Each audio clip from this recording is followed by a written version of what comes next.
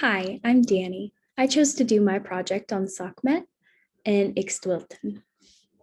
Sekhmet was an ancient Egyptian goddess of hot desert sun, plague, chaos, war, and healing. She was considered to be a very dual-natured goddess. Her name means she who is powerful. She was considered to be a very terrifying goddess, not only because she was created as a weapon to destroy humans for disobedience, but also because she could spread illness and plague. She was very dual natured in the fact that she could cure disease.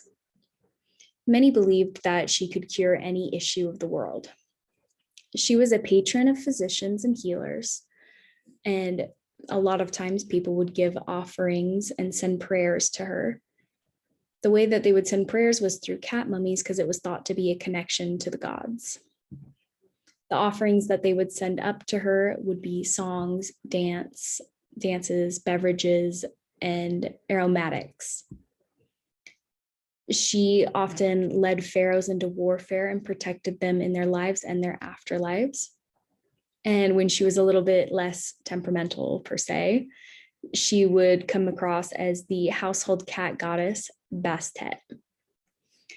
Healers and physicians would call on her and recite magical spells in order to ask for her healing powers to help those who were ill. While she was a very dual-natured goddess, she did good, and I guess you could say she did bad, but she was a very strong goddess. The next god that I'll be talking about is Ixtwilton. He was the Aztec god of health, medicine, and dancing.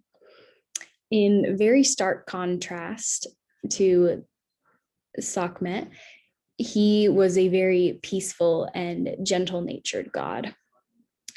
He would emanate from an obsidian mask, and he would bring children sleep and darkness.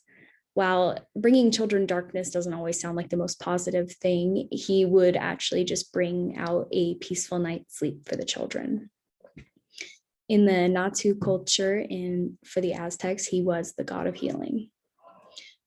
Ill children would go to his temple and drink a specific liquid as a cure for their illnesses. Not only was he the god of healing, he was also known for dancing, drinking, calendars, and painting. He had two brothers. All of their family members of these gods were considered to be very positive. They represented health, pleasure, and happiness. His brothers' names are very difficult to say, and I wrote myself some pronunciation tricks. So the first one is Sakupile, and he was in charge of summer, flower, pleasure, love, dancing, painting, feasting, and souls. And his other brother was Magil Satchel. That one was a little too hard for me. No matter how many times I tried listening to the recordings of how to say it, I couldn't get it.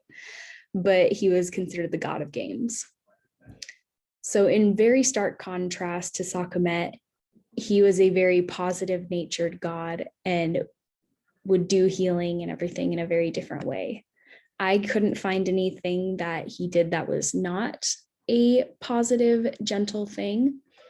And I thought it was very interesting that these two had such a different way of communicating with those who were worshiping them. Thank you so much for listening.